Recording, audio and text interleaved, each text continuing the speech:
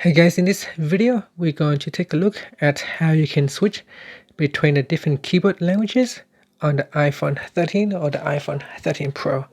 First, let's go back to your home screen by swiping up at the bottom of the screen. On your home screen, tap on the messaging app or any app that can bring up the keyboard. Okay, so in here, we're going to bring up the keyboard, and when you want to switch to another language, you tap on the language icon at the bottom here. And every time you tap on that, the keyboard will changes. You can see now on the space bar, it will show you which language your keyboard is currently in. So keep tapping on that to switch between the different languages. Now, if you tap on the language icon and hold, so tap and hold, then it will bring up a list right here.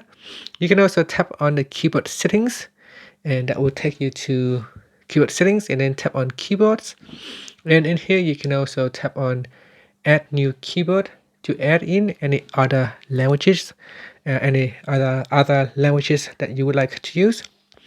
So in here we can choose Korean, and let's say it's standard Korean language keyboard, and then we're going to tap on add new keyboard, and then let's say we're going to choose French Canada, and then tap on back key, then we go back to messages at the top.